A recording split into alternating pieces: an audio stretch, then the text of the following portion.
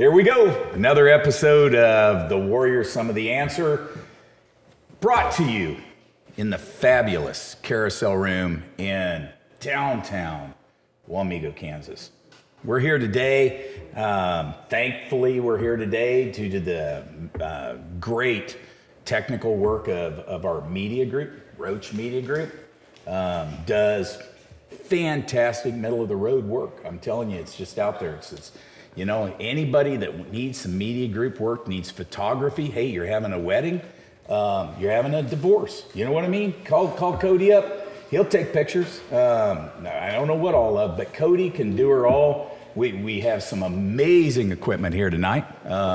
Every show he steps it up and is doing a great job. I got to say thank you to Director Patrick Shuck.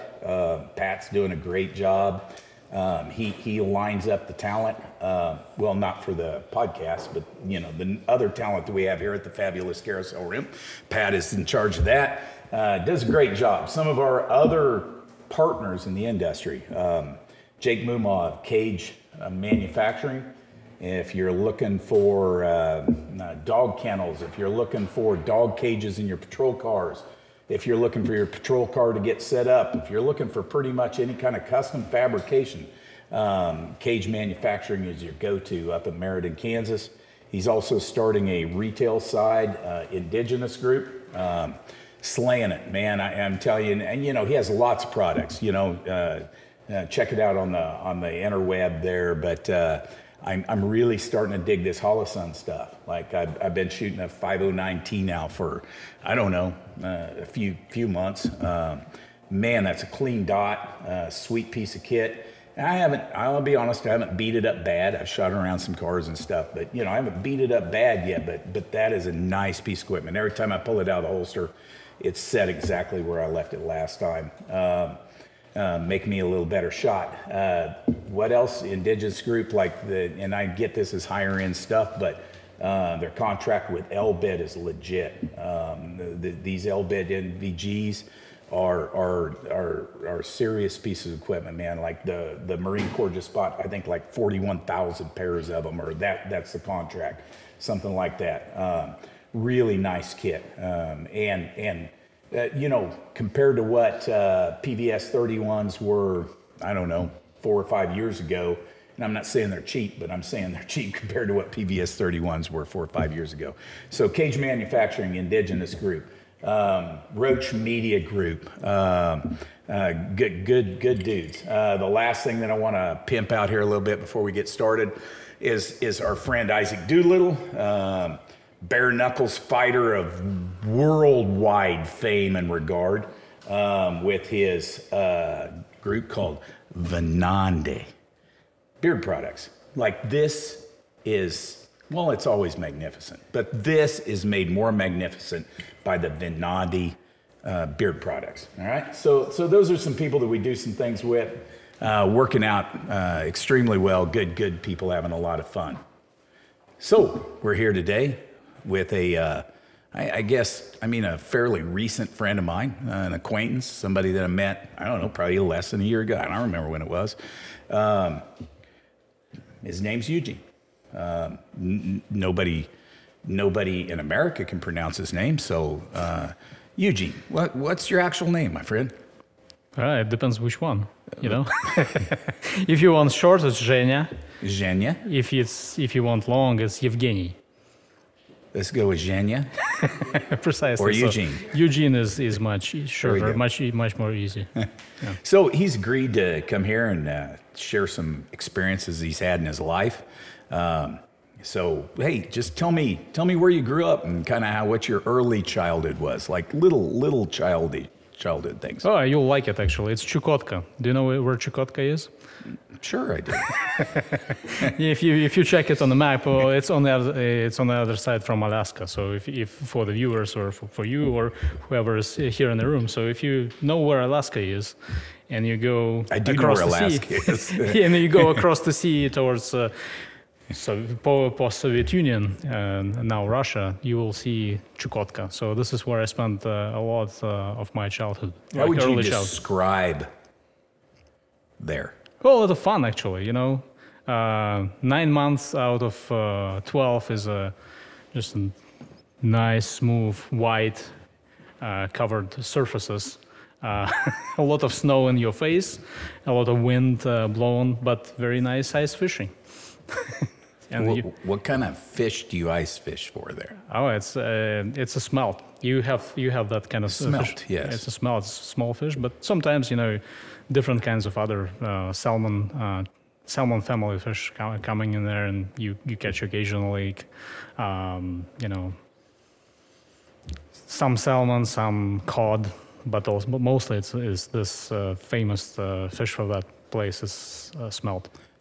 So, like, how do you cook smelt, or how do you eat smelt? No, it's either frying, and actually it's interesting because because it's a Thank you.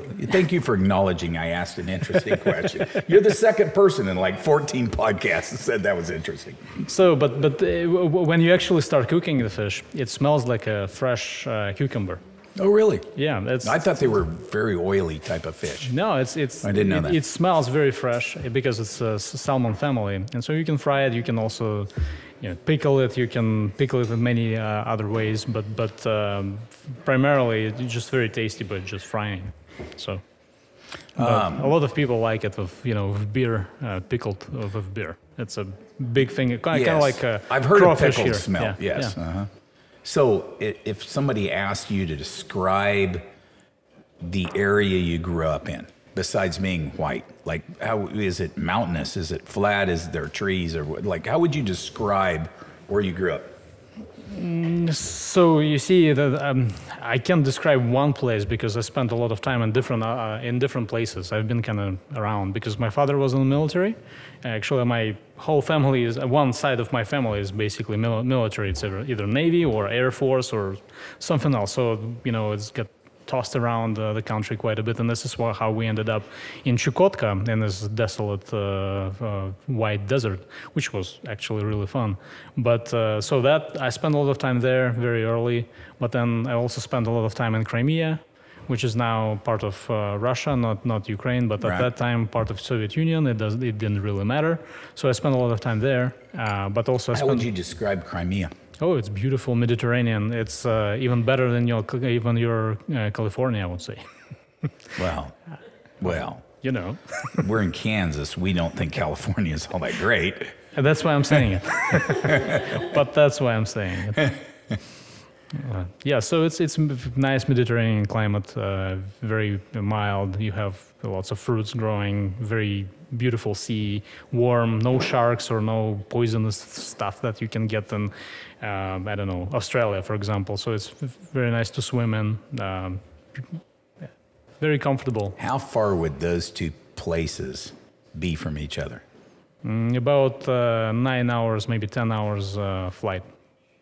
So that's a long ways. So if you board your which it should be if one's 9 months snowy and the other's a Mediterranean climate, yes. Yeah, they're kind of on the opposite sides of now it's Soviet. It used to be Soviet Union. Now it's Russia on the opposite sides, basically. Mm-hmm. So so one is very much eastern part next to Japan, and another one is very much next to Turkey and Western Europe. But then there's another place where I, spend a lot of time. It's western part of Ukraine. It's called Lviv, and it's next to the border with Poland. And it's also one of the most western parts of post-Soviet Union, now Ukraine. So quite a, quite a range. Mm-hmm. Yeah.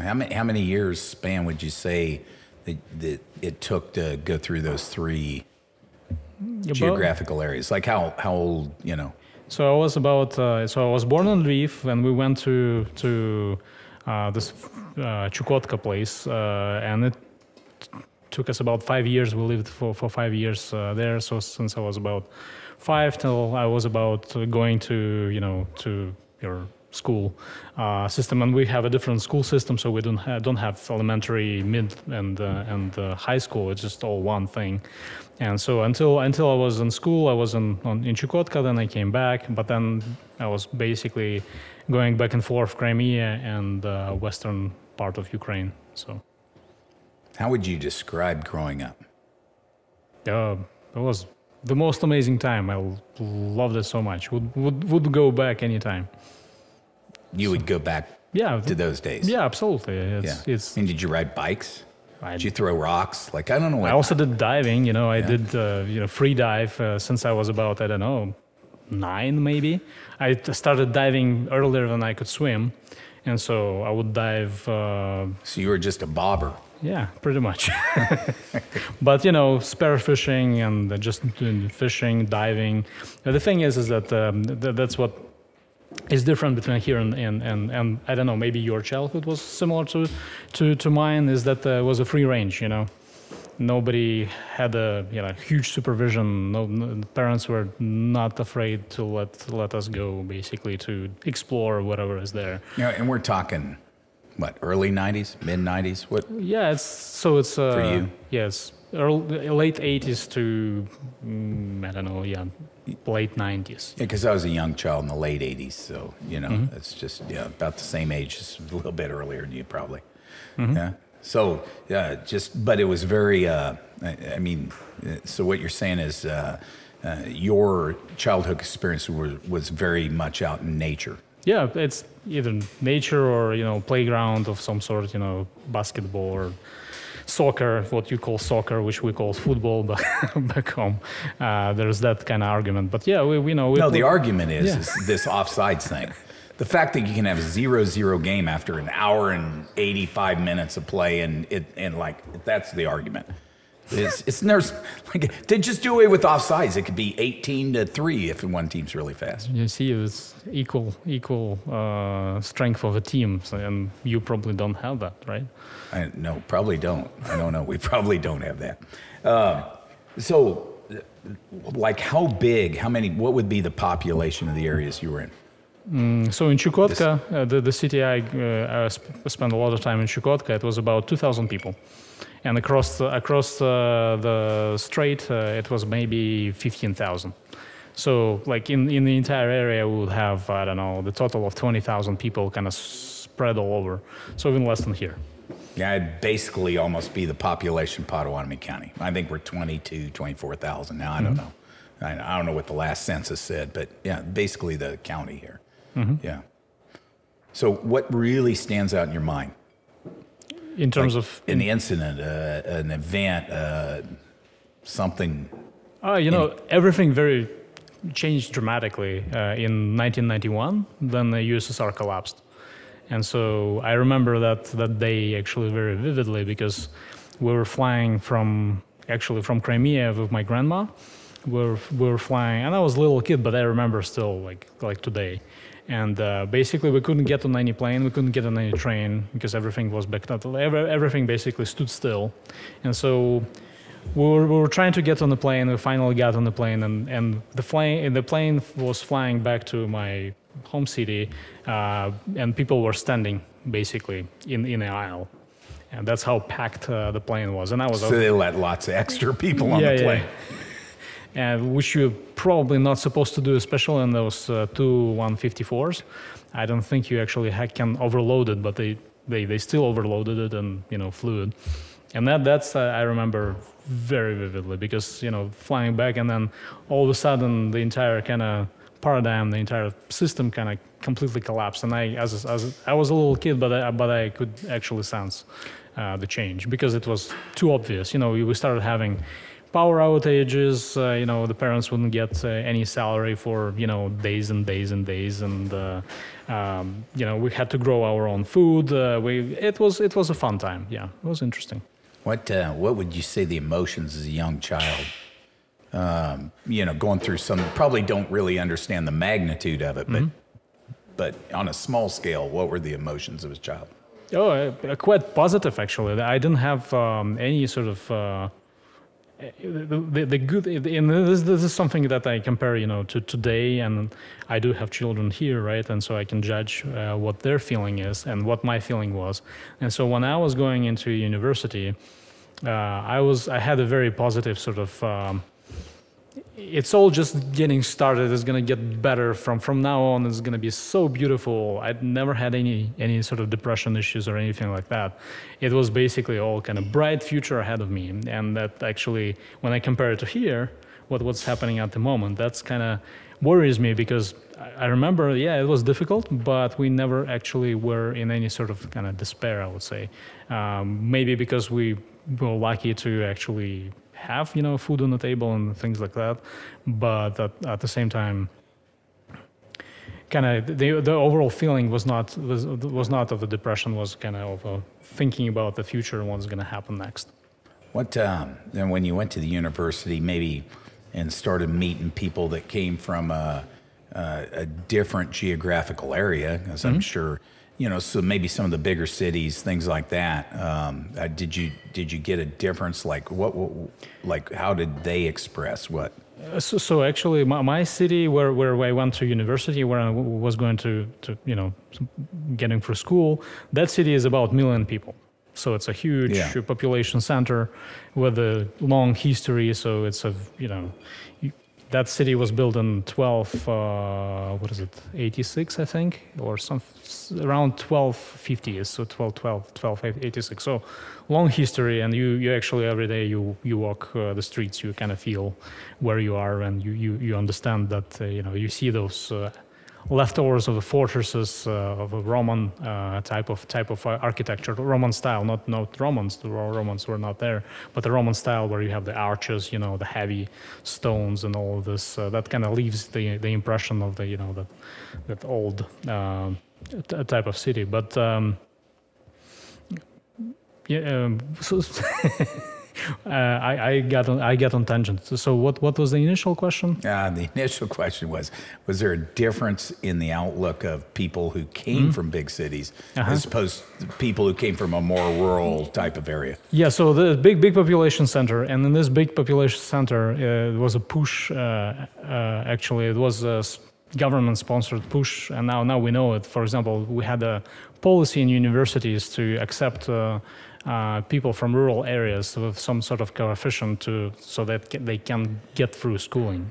So basically, if I needed, my grades needed to be a lot higher compared to people from rural areas, and that's why a lot of people were flocking into the universities, into the population centers, because they saw, okay, there's an opportunity, and there's also this opportunity is real, because they can really take advantage of that, because maybe they didn't have a good comparable schooling because of different issues, but they're all kind of flocking in, and so as we were kind of growing up, we were seeing population change in the city, that with the people coming from the rural areas. And was it bad or was it good? It was just a change, overall change that was happening. I cannot judge how good or bad or whatever it is, just what it is. I went to college long enough ago that even like to K-State University, if you came from a rural school like 4A or below, you got some type of a little gradient. In other words, we could be dumber and still get into school because we came from poor schools. I guess was their opinion. I don't know. Yeah, it was the same setup. Yeah, but back then it wasn't hard to get into college around here either. So yeah, it was extremely hard to get into college actually in where I was. Yeah, and the reason for that, I don't know if it's of interest, but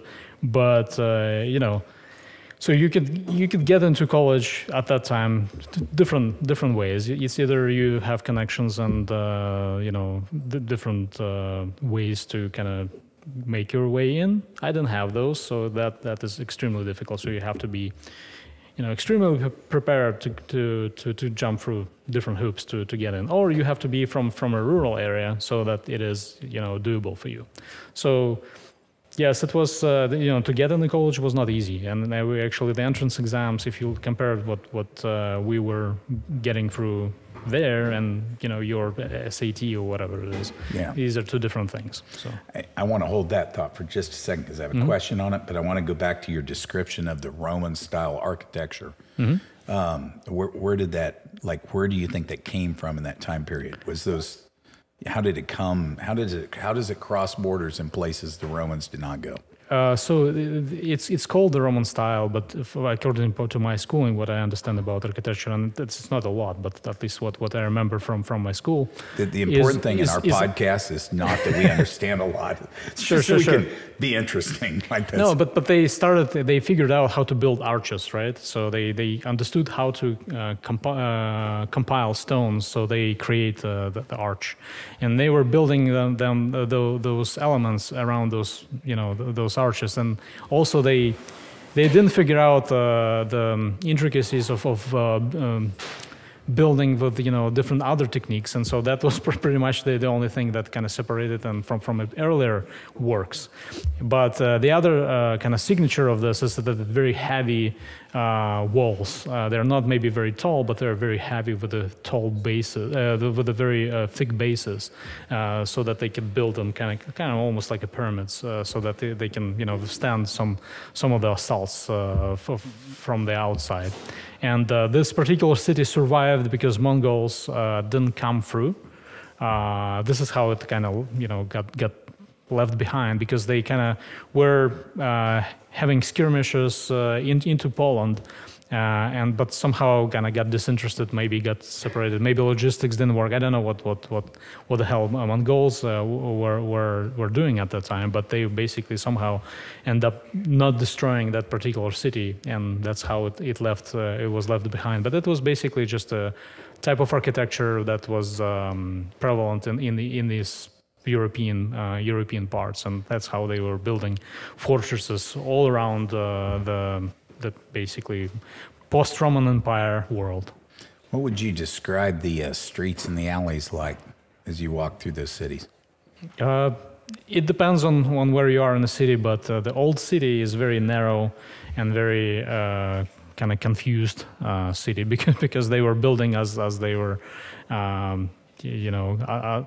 without any plan. They were basically adding blocks of houses here and there, and so you have those streets that kind of wind in the hills or go into different directions, and it sometimes it's just difficult to navigate if you don't know where you are in the city.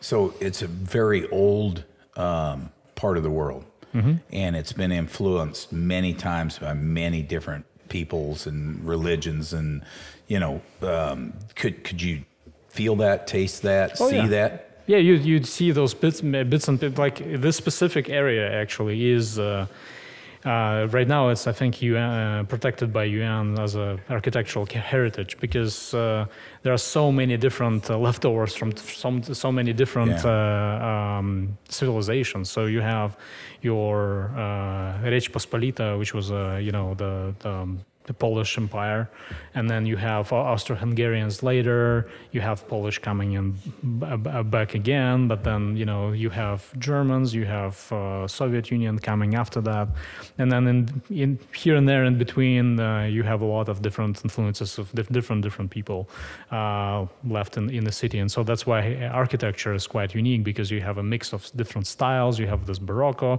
right here, you have your Gothics in the other place, and you have classicism, or mix of classicism type of architecture in another. So it's quite interesting, and that I understand why UN decided to kind of guard this specific area, because it's quite unique. You probably will not see in other areas. And I've been to Switzerland, I've been to Italy, I've been to Europe, and they have a lot more kind of uniformity in their city, and ours is just kind of all over. Maybe Prague will be kind of similar to what Lviv is. How long were you in the university? About almost 6 years, 5.5 years. In that 5.5 years, did you think about the things we're talking about, or are these all things that maybe since you've left that you think about more? So for me, school kind of never ended. I'm still studying. So I went to school here, and I'm still going through school actually at Heriot University in Scotland. But now it's you can do it almost the distant way. But I don't know. It's just the university was a very fun time. That's all I can say. So even over there, you have fun in the university. That's what you're supposed to do, Okay, isn't all it? right. That's pretty good. That's why we go to school, right? I want to come back to a lot of stuff there before we finish. But I want to know, like, your path as you graduate that university. What was the next thing? It was kind of organically happening. I went to university because you're kind of supposed to go to university. What were the other choices? Was not too many. I mean, but at the same time, you know, that because of this paradigm shift, a lot of people were, and including me, when I was going to university, I started actually trying to earn some money. So I went to do, some sort of heavy lifting jobs. I did newspaper carrying, loads of newspapers. Is that how you fucked your ears up? No, that's a different story. Okay. But also, building houses, doing renovations, that kind of thing. Because that was the only thing that could actually earn you some money at the moment. So I did a lot of that going for school, and then I went to work for the programming startup, basically, almost when I was third year in university. So I didn't concentrate on school that much. I basically did it because I just had to finish it, that's all. I mean, I still finished it and it was okay, but I didn't pay too much attention, unfortunately. Especially, I went through this programming classes, but I think I learned a lot more doing actual stuff than going through university. I mean, some of that I guess was useful, but because the world was changing, I was just going through motions rather than just learning really some real things. So I don't make fun of college kids because I was one, but college is, when you graduate college or the university, it's literally more about showing I can stick to a path and complete it. It's not about knowing how to do a damn thing when you get out. Like, you got to get out and then you got to learn how to function in the world. Because it's a family upbringing or something like that. My grandma was telling me, so if you don't go to school, if you don't study, if you don't go through school, you will become, the person who carries garbage, that kind of thing. And now I learned that here, for example, or back then, that was not such a bad arrangement either. No, it makes good money, doesn't it? Yeah, it's like maybe we missed our frickin' calling, man. I don't know. But that is just to show you that the encouragement to go to school was very heavy, and so it was sort of ingrained in my mind that I must go through university. I must complete it, and I actually must be really good at this. But you're right. You can't learn. What do you think the other options were in the Ukraine at that period of time? Like, did they have conscription? Actually, this is a fun part because you know your stuff. So conscription is a fun thing. You probably guys don't have here as much, right? We did when I was a little kid, but no, not since then. But not anymore. So no. Conscription. That is something very real for all young males in my home area. I mean, I'm not sure about now. Probably actually now even more than it used to be, but if I didn't end up in university, I would have to march. Yeah, we called it you go on a march, and that's going through conscription. And yes, you do your training and exercises, and I've learned a lot more than I learned in my little pre-conscription course at the university. I had to spend, I think, 3 months doing that. But they don't teach you proper things either there. But I would be doing it, if not for university, I would be doing it for a year and a half, I think, or at least 2 years, depending on the time. Yeah. If you could describe the Ukraine socially. When you were a kid, and then after the fall of the Soviet Union, and now looking back from afar, like, how would you describe those different? Like, how's Ukraine changed, or has it? You see, it's also a complex thing, and again, maybe that's a retrospect, and because I've seen it, you know, Thank you, I've seen it here, I've seen it there, I've seen it in other places, and maybe I can, you know, reflect now. But you have a country with them that was under the Soviet Union, and also that Soviet Union system was collapsing, so it was, you know, rotting from the inside. It was going down. When you say it was collapsing, you mean America was winning the war. Sure. No, we did it ourselves. That's the thing. And there's always a danger, you know. Yeah. But basically, the Soviet Union system was. I don't know if it was ever how to say strong enough, or you know had some footing because of the kind of unnatural organization of the system, right? But it was kind of going downhill from 70s, probably going downhill from there. And as it was collapsing and going downhill, you will see, you know, the changes in society. Oh, yeah, when you say it's collapsing, going downhill, how would you describe what you saw? I mean, what you actually saw. What was the collapse? What was the going downhill? Thank you, brother.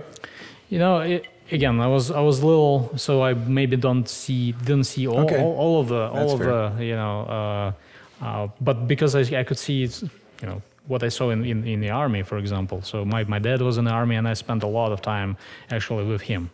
He would and what did he do? He was a communication engineer in aerospace, and so I spent a lot of time with planes, basically on the runway, because he would do into his object number 2, object number 75 in the runway, and he would take me because would be, you know, in the middle of nowhere. I could play around, you know, do different things, but also watch planes, which I love to watch. But you know, the army was interesting, because in that little Chukotka place, the discipline and how they handled people, how they cared about soldiers, how they cared about everything, it was very tight. And I could see it even as a kid. I could really say it, because, you know, the soldiers were friendly. They all knew me. They would be like not because my father was a, you know, officer. I could, you know, kids can sense genuine emotions with people. They would just be, you know, friendly. They would take interest in this little dude who's hanging around. They would show me, you know, all those you know, heavy equipment, and you know, we would spend some time in tundra, because frankly, there's nothing to do. But again, because of that good nature of people, because everything kind of is in order, you know, it was functioning well. But then you could sense, you know, the change, because I was still visiting my father quite a bit in his, you know, places where he was stationed.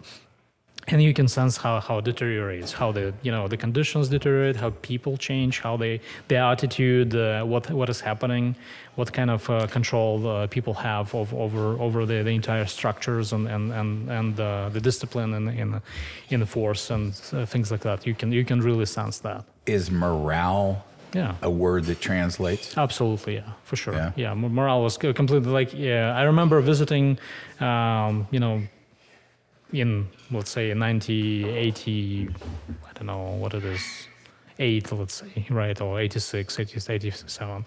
And then compared to 1998, it was a day and night, completely. Do you remember, and did it impact Ukraine at all, but do you remember the Soviets going into Afghanistan? Yeah. Was that a thing there? Oh, yeah, it was a big thing. My father went for a couple of weeks, I guess, to do the communication setup for some of the for the Air Force, and I remember him just sleeping for several days actually straight. It was completely, you know, black from whatever he basically came home, just fell on the bed and wouldn't wake up for a day and a half or something like that. But then he would never say anything after that, like never. I would never able to get anything out of him. But I remember it very well. Is your dad still alive? No, not yet. No, not already. Yeah, just last year. Yeah. So how did things like that? Because in America,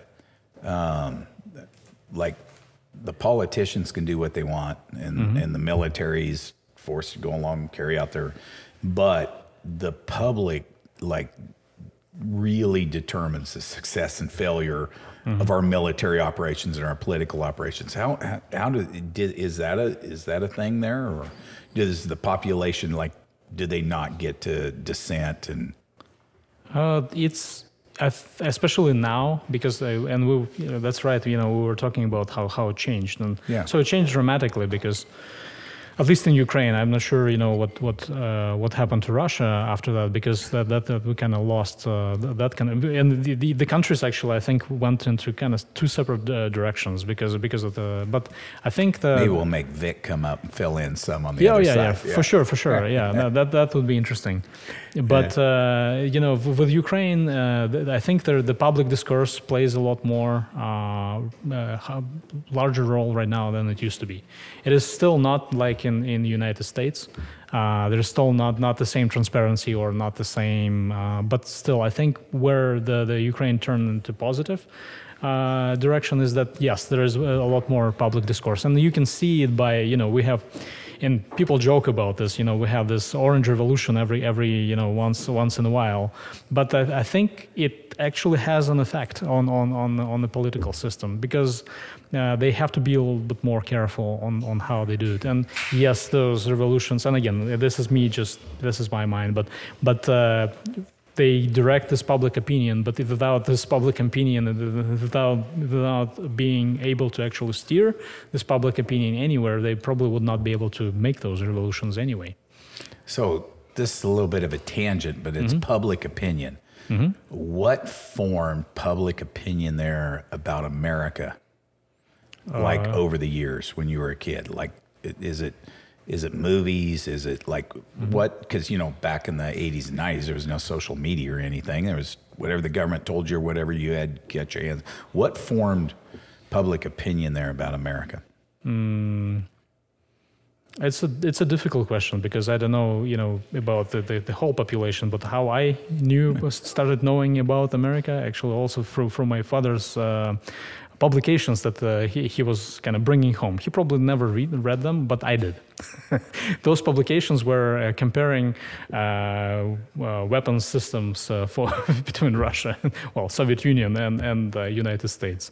And I don't know, since I was very little, again, I was really into those types of things, and I knew every sort of rocket complex, or cruise missiles, or ballistic missiles, or satellites, or any of those things. This is how I was learning about the United States, and I thought, oh, this is so cool. And so Soviet Union has this, and United States have this, and this is kind of an answer. So we have this type of systems, and they don't, and they have this type of systems, and we don't. I didn't think twice about, are they bad or are they good? It was just kind of a game to me, in my mind. I never actually thought that, Americans are bad or Americans are good. It never actually crossed my mind. The movies didn't start until probably 1991, but then when the movies started, it was just such a new kind of thing that it kind of just blew our minds, and so we were just watching them, binge watching, your Predator, of course. So Arnold Schwarzenegger, which he's not even American, by the way, but whatever. But okay, whatever, you see, but that's the beauty of it, well, right? He was an American mayor or governor of California, Alien, I remember I was Austrian. Yeah, Alien was another thing, I remember in Crimea, I was basically venturing at night to swim. Right after that, I watched Alien. I was like, oh my God, am I gonna go into this night sea after watching that? And I was like, I was a little kid. I was maybe 8 or 9 or something like that. You're not supposed to probably watch it, but we did it anyway. So it just blew our minds. But we didn't we had certain preconceptions, of how America is, and looking at some of your, I don't know what it is, detective genre, or action movies, True Detective, whatever, yeah. It's a True crime, large cars chasing through the streets, and cops doing their job, or whatever, in banks robbery or whatever it is. But these are just the kind of stereotypes you have by watching movies. But in reality, I don't think anyone hated or was suspicious, or it was just again, at least maybe I was growing up in this transitionary period. I was not having any sort of directed type of thoughts about Americans or about America. If anything, I was just interested in it. That's all. After the university, like, what was the next thing? Yeah, just basically transitioned into a job and then went here to do another round of schooling. What was the so you came to America on some type of an educational visa? Yeah. So it was educational visa. What process was that? I took all my belongings that costed probably maybe less than $100 in a bag. Just flew here. Landed first in Minneapolis, and it was 20th of January. It was minus 30. And then I flew from Minneapolis to North Dakota, but the first land I could see was Minneapolis. Which got lots warmer than North Dakota, obviously. And it was about minus 35. And maybe it did get warmer. And that, the North Dakota, you probably know how it is. It's, especially that Grand Forks area, it's just flat again. Very wind, but very similar to that Chukotka place where I grew up. So I was like, okay, I saw it before. I saw that kind of cold. I saw that kind of wind. Nothing special, but just went straight into the university life, and that was a lot of fun. What university is in North Dakota? University of North Dakota. Okay, University of North Dakota. Awesome. What's the mascot? The Fighting Sioux, but no more Fighting Sioux. Because we can't. Yeah. We just can't do that. No. I think that we have a question. I failed to mention one of the fascinating things about our podcast here in the fabulous Carousel Room is the fact that we have a live audience. And a live audience gets to interject their questions or opinions now and then, and I believe that we have one. If you'll look over there. So my question is you were talking about cinema earlier. Have you ever seen the HBO series about the Chernobyl incident? How do you feel about that series and the Chernobyl incident in general? Amazing. Amazing series. I really liked the movie. Was it accurate? Well, probably enough. Accurate enough. Again, it's a movie. It can't be, a replication of whatever happened. I actually thought it was artistically and story-wise, I think it was amazing.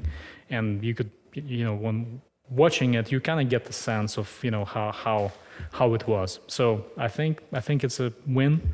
I was lucky not to be at that moment. I was lucky not to be in Ukraine, not anywhere near the explosion. But this is something, if we talk about energy and things, I know that a lot of people who actually are suffering from the effects of that particular blowout. Personally, I know a lot of people who actually, went through liquidation of this catastrophe, or who suffered just because they happened to be nearby.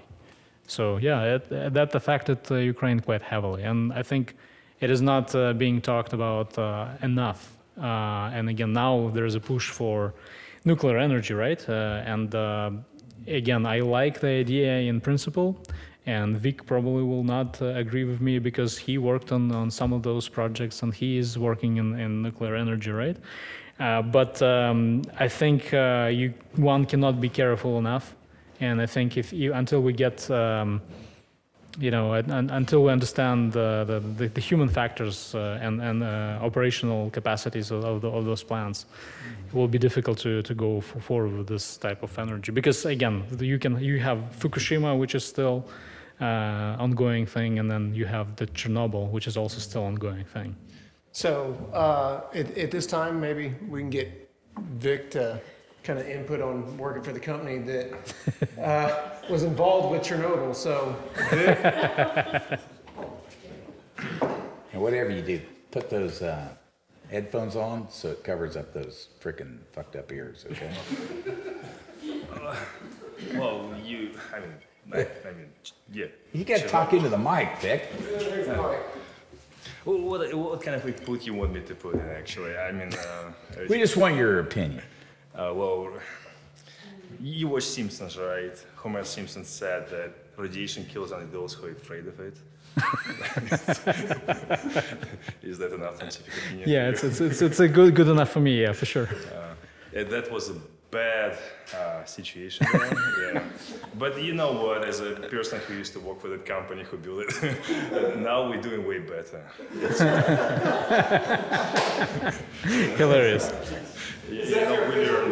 It's one thing you can learn from your mistakes, right? By the way, Fukushima, it exploded too, so not only us did it. Well, there was quality input. I love that. I mean, I do agree. You should learn from your mistakes. It is what it is. Killed 15,000 people. Let's learn from it, right? I'm actually a big fan of nuclear energy, and I'm actually a big fan of taking but you got to take it. You got to take it for real, and hey, you have to look at it on a scientific basis. But if Chernobyl and if Fukushima, if those are the worst incidents that happen in the world, and the fact that they're as controlled as they are in those areas are, I mean, because it's just science, half-life's half-life, you know what I mean? And if those are the worst, and if we can learn and not do those again, it's a pretty safe energy deal. You know what I mean? In the end, it's pretty safe. I do get those are monstrous, but it is. Like if that's the worst, in Chernobyl's probably the worst in terms of having any, first of all, like telling the world what's going on while it's going on. And second of all, having internal controls, like most of the internal controls was just deniability, you know. But if that's the worst, it's not that bad. Maybe. Yeah. I'm not gonna argue. You know, Yeah. it's a big. Again, I'm not against the technology per se. It's just, but being careful is something you need to approach it carefully. And I think actually, if you have a more diverse energy portfolio, I think it would be better for the humankind. Anyway. Well, and I mean, just this winter, if we're going to get into energy, just this winter, from Kansas to Texas, with that. Yeah, no, we need diverse energy because they're relying on wind and solar, and there was no wind and solar producing for 10 to 12 days. You know, none, like zero. And there's billions of dollars of damage down there because they couldn't provide energy. You know, so yes, diversity is important. Yeah, I agree. Not have anything to do with what we were talking about, but it's good. It's an interesting subject. I like the subject of energy. I don't know much about it, but I like my TV to work, and I like to be warm, and I like to be cool in the summer, or, you know. It would be nice, yeah. I like my fridge. I like my meat to stay frozen. Not my meat, but, you know, the meat I have in my fridge, you know.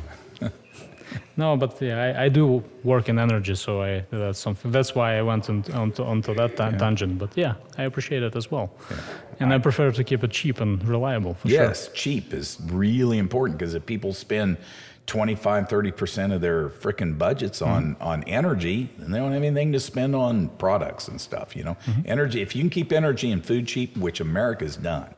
This is really one of the reasons we're one of the most powerful countries in the world because we've kept food and energy cheap. That leaves a lot of money for other things, you know, a lot of money for other things, but also spoils the population. Nothing wrong with that. There's nothing wrong with it. Tell me, like, since we're talking about energy and food, tell me about times in your life where energy and food were not taken for granted. Yeah, pretty much all 90s were just nightmare, basically. Because I remember, you know, so if you wanted to get from A to B, and a lot of you have to use public transportation. We don't have cars, and so that is another energy thing.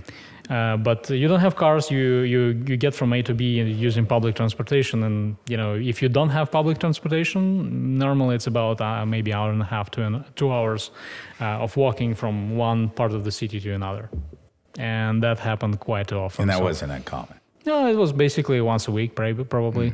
type of stroll for me, from university, from school, somewhere from, I've been doing a lot of things when I was, but been in theater, for example, and that would be coming back home late, and so that's going back home late, no lights anywhere, and so you just stroll back occasionally. What was your thing in the theater? Female impersonation? That would be nice. No, I was a tree once. You were a tree? Tree was one of them. But so my producer and my director needs to remind me that we're going to end the podcast tonight with him being a tree in front of the cameras. All right, remind me of that. All right. So transportation was not a given. No, and that was energy related. What about like lights and heat and I don't know. So if lights go off, lights go off everywhere, and so nights spent with your candle. If you have to study, you candle your book, and this is how you do it.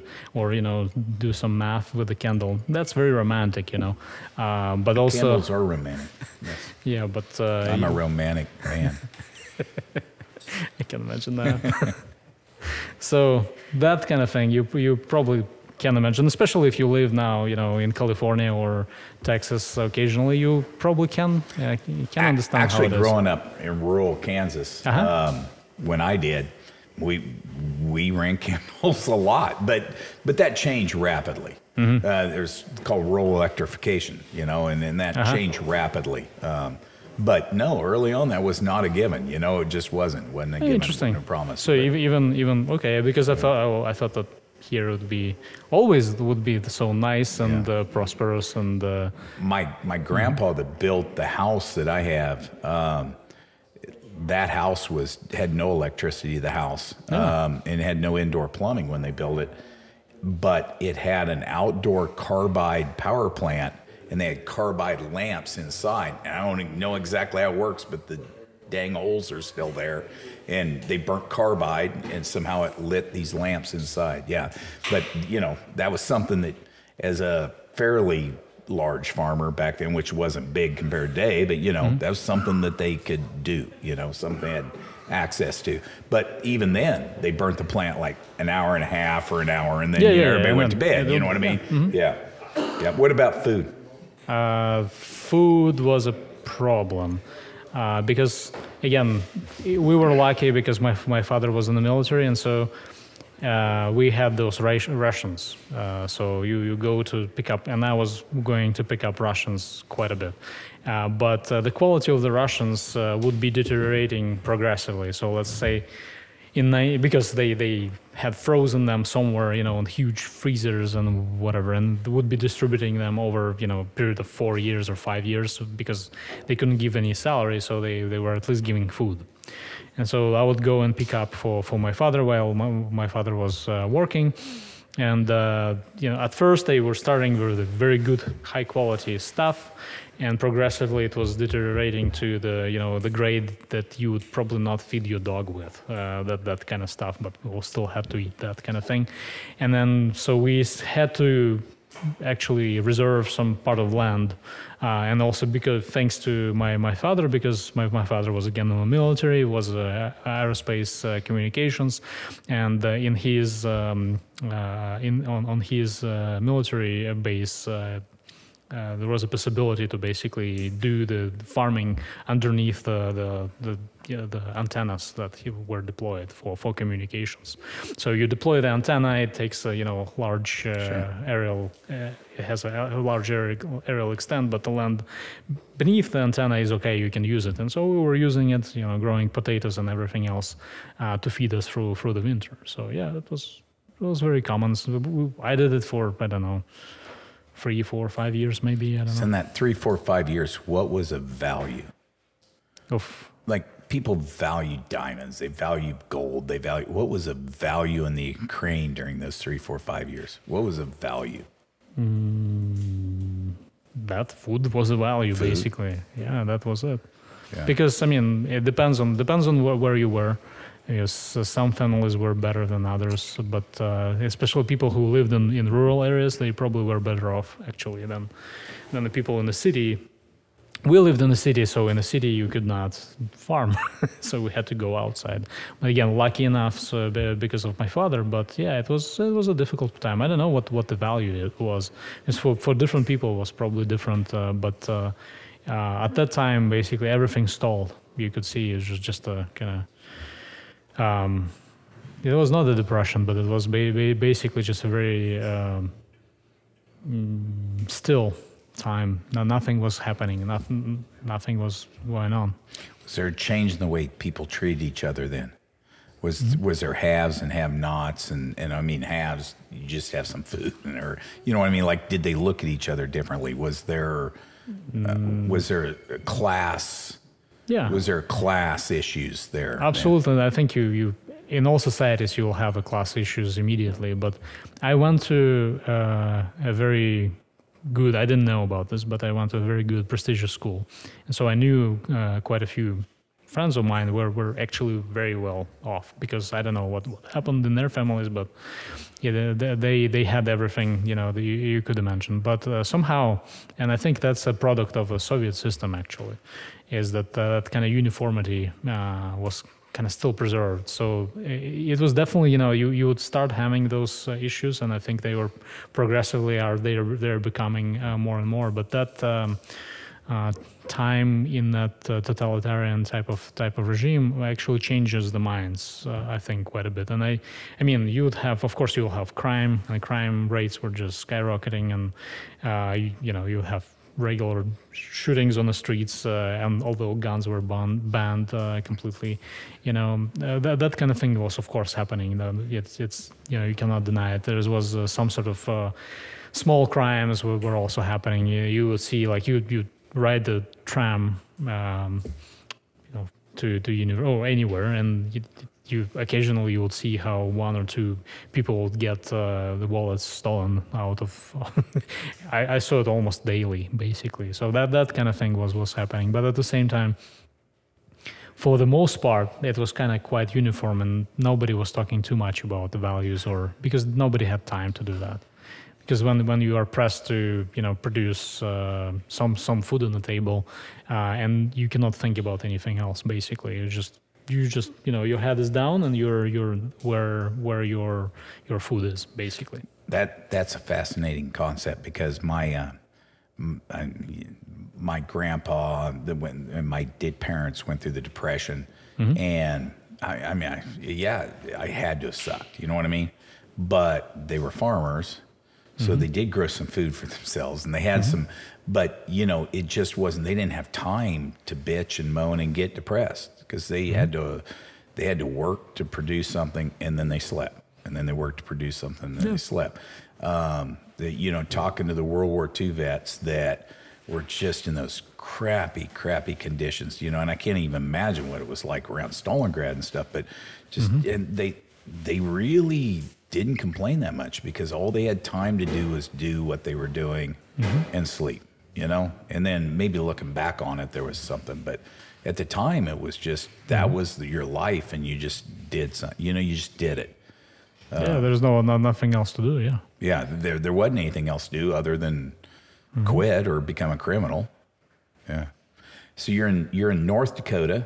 You're at North Dakota University, which is the Fighting Sioux at the time. What do you take? What are you doing there? Aerospace, actual space studies, something what I always wanted to do. It was actually a lot of fun.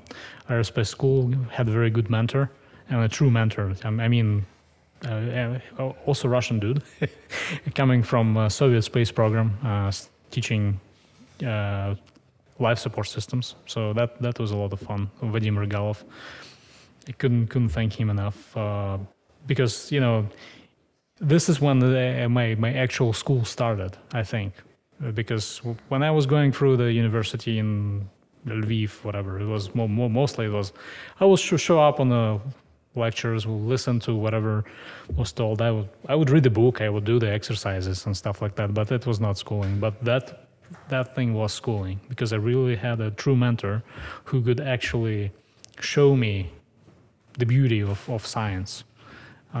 He could guide me through all the processes. We went. My kind of final destination was we went to work on a project at NASA at the Kennedy Space Center. But before that, all the time he spent with me just basically teaching me how to do it. That was fascinating. So I basically. That was probably one of my most productive times ever. And when you say productive, do you mean in terms of your growth, your intellect, just mental growth, Yeah. and also my mental capacity just expanded so much because I could see how it could be done. And I think this is what humans do the best, is that they I can see it in my kids as well, is that they mimic, and so I mimicked the guy, and I hope I did well. So that was part of it. But also, North Dakota, it's what it is. At least for me, it was fishing. It was a lot of outdoor stuff. So it was a lot of fun. I liked it. Mm-hmm. Skiing, cross country, of course, a little bit of downhill, but mostly cross country skiing. Biking, whatever, fishing, doing fun things. How many years was that? This was from 2004 to I finished school in 2008, and I also worked there at Energy and Environmental Research Center for another 4 years. So I spent 9 years. Yeah, in North Dakota. Mm-hmm. Yeah. Well, so, where did you meet your wife? And it's the second one already, but well, that's what. But join the crowd. But In fact, there's some here that have more than that. No, I met my wife through France. In France? No, through France. Oh, France. Here. France. Yes, France. France. I totally heard that. Yeah, but where? Here. In North Dakota. Oh, no, here in Lawrence. Okay, so you haven't met her yet. All right, that's cool. Mm-hmm. So how did you get down in this area from North Dakota? You came a long way south. Actually, almost a state and a half, 2.5 states. No, I just got a job. Okay. That's all. Yeah. And just drove here. That's all. What job did you get that brought you here? I got a job as petroleum engineer for the survey, Kansas Geological Survey, and I'm still there. So, and I get all this is related, but you wound up in the energy sector. But you evidently, I'm going to guess, your real passion was this aerospace. I really like aerospace, but because I'm a foreigner, you don't allow me to work on aerospace.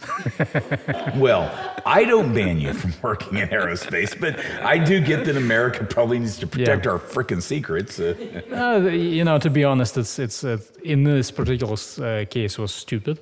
But again, what am I to judge? But at that particular time, when I was kind of getting into that, and there were people who wanted to hire me, they couldn't fill the position after that for a long time. It was just hanging there. It was position just still open. The one that they wanted to hire me for. But at that time, the ITAR regulations changed. ITAR is a bear.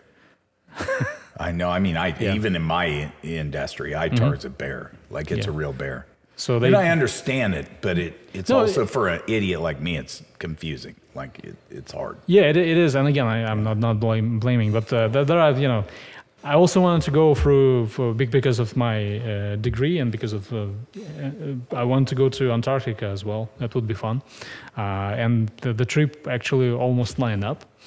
But also didn't happen because I'm kind of in between. You have to be really creative to bring me on to the base in Antarctica to do research. But again, that never happened. But there I am, doing energy. Yeah.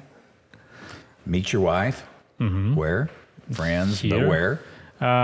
Actually, she was visiting my friends, and then that's how we met. In their apartment, in a bar, in Walmart.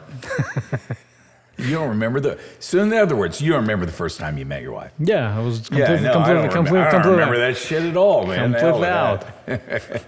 Just blew me away. So, yeah. Mm-hmm. Yeah. Yeah, no, this is your chance to she might listen to this. This is your one chance right now to describe the moment when you saw the twinkle in her eye and you knew that you two were destined to be together until the world ended. There's this really nice concept that I learned from another mentor of mine that is called the personal history and erasing the personal history, Erasing the personal history.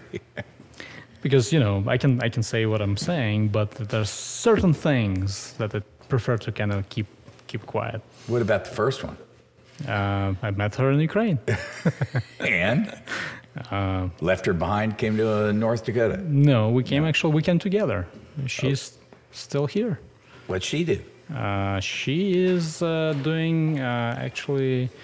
Is she on a website? Because I'm kind of on the Ukrainian women dating website thing, and the Eastern European website dating thing. Yeah, this is another stereotype. Okay, that's fine. No, she has a PhD in what is it? It's education, and she does basically study abroad education for universities. So. Wow. Good deal. What happened to that? What happens to everything, comes to an end. From my history, I can tell you, but my history is not everybody else's. Right. You see, we have a stalemate, What do you think? What do you think in terms of where you're at now, and the job that you're doing for the state of Kansas, right? Yes. Yeah, working for the state of Kansas. What is there anything that compares to overseas? I mean, this Europe, Eastern Europe, Ukraine. The places you've traveled and stuff. I actually do a lot of work with overseas, and because of I study at the Heriot-Watt, so I know how it's in UK at least a little bit. I also work with Czech Geological Survey. We have a kind of transitional. Long-term relationship. We're sharing information here and there, working on some projects together. So also working with some Norwegian team and team in France. So I can compare what happens. And we recently had that kind of conversation about what's different. And what my colleagues in Europe are saying is that you guys, here in the United States, you are doing it right because you might be kind of bitching about this, but then at the same time you just go and do it. Where they're just talking about this. They're really good at organizing people like in one cohort, but it takes them a really long time to actually pull a project together. And this is how I see the differences between here and there. And I think this colleague of mine he's correct on that because I don't have any worldview of this, but I do think basically in 250 years, that's coming from 250 years becoming a world power, which everybody's like, oh, that's a long time. That's not a long time at all in the history of the world. Becoming a world power is just because Americans just do things. I agree, and they fail. Oh crap, that failed. Let's try something different. Let's tweak it. Let's do something. I think we just do things, and we just do it, and whatever happens, maybe sometimes it's a wild success, sometimes it's not. But I just think we're kind of cowboys in that way. I admire that, and this is what I love about the United States is that exactly that attitude is just let's do it or whatever. Let's just start it. You just go and start it and doing it. Yeah, fail, whatever, but you pick up from what was better and do it better in next time. So you've been here since roughly 02? On 04. 04, yeah. Roughly, okay. You've been here since 04, which is, if my math is correct, 17 years. And almost half your life? At least I like to call it intelligent life. Yeah. Because before that was half intelligent, and now it's maybe 3/4, I guess. Yeah. So. And I know you can't measure. You cannot. There's no way we can look at our formative years and we can't. I get, but how would you compare and contrast those things, especially sociologically? If that's a word. But that's the thing, this is what a word. They said it's a word. Oh, is it? Good. Is it? Okay. It passed the... It's passed the crowd test? Yeah, it passed the Scrabble test. No, it's a word. I spelled it... Well, I didn't spell it right, but... Sure. And I have it passed the Scrabble test. Well, because I spend so much, at least operating my upper brain and not my butt brain here. I think I know this country better than I know Ukraine. Really? Or Russia, Really? for that matter. I think so. Because, again... Which one? Okay, so you intellectually, you know America more than... I but think which so. one do you know in your soul? Which one is like kind of your heart and your soul? You see, I don't have so much ties anymore to Ukraine. Okay. That's one thing. But I think I have a lot more ties and I don't know, loyalty basically to this place already. And I'm not trying to please the crowd or anything like that. That's just my analysis at the moment. This crowd sound asleep. Like you can't Yeah. please this crowd. They don't know anything. Yeah, no. No, I mean, but you know, if someone half asleep and just says, okay, he's just leaking whatever parts that people need to leak. I'm not trying to do that. So I'll tell you a story, and this is all about you, but I'll tell you a story that I was involved in. And so I'm in Iceland. Me and some friends were in Iceland, and we're just, we're basically lost. We're randomly traveling somewhere. I couldn't tell you, I can't pronounce a single city in Iceland. They don't use vowels. I don't freaking know how you use that language, but whatever. So we're in some random old North Sea, like just this harbor that this whole city's dead. But there's a youth hostel there, and there's a ghost and goblin and elf museum. And I'm like, well, I want to go to an elf museum. And everybody's like, this is going to be so stupid. We're not going here. But I'm like, I'm driving. To hell with you. I'm going to the elf museum, right? Elf and Troll Museum. And they're just like, they're so mad. And we go there, and there's the first thing we see is a big sign. It's a picture of a cat. And it's kind of in English, it's kind of not. Basically, it says, don't let the cat in because it pisses on everything. That's basically what the sign said. Big yellow cat. I'm like, that's pretty cool. So we go up, and there's one of, and I've known a lot of beautiful women, one of the 100th most beautiful women I've ever seen. And this is in the middle of nowhere, man. And she's running this whole thing. And so I'm like, well, we want to go to the Elf and Troll Museum. She says, well, you can't right now because there's some people in the Ghost Museum, but you can go to the Ghost Museum. No, we don't want to go to the Ghost Museum. We want to go to the Elf and Troll Museum. I said, do you serve wine? She says, absolutely. So we buy a couple bottles of wine, and we're drinking, and I'm just randomly asking her questions, and she's very, very closed. You know what I mean? Mm-hmm. Very closed. Like, I don't think people go in there and ask her questions. But I'm asking her where she's from and all this stuff. Well, she was from Chechnya. And this took a long time to get, like, this is an hour of drinking to take all this out. And so she's from Chechnya, but when Chechnya melted down, they escaped across the border to Ukraine to her grandma's house. And then basically the Ukraine melted down, and she went to the university, and she wants to come to America, but she couldn't get a green card or whatever. She couldn't get to America, but she could go be I think it's called in Europe, I think it's called an au pair. So she went to Iceland to be an au pair, which was totally human trafficking because they didn't want an au pair. They wanted some chick to stay out in the middle of frickin' nowhere and run this youth hostel. So they brought her in, made her do this. When that's her frickin' greed. Like she's, you know what I mean? But her brother has hidden in her grandma's basement. This was 2 years ago. I don't remember when, year and a half, 2 years ago. But is hidden in there for 3 years in the basement. The Ukrainians come and they know that there's a guy there, but they haven't found the basement yet. And they want to conscript him.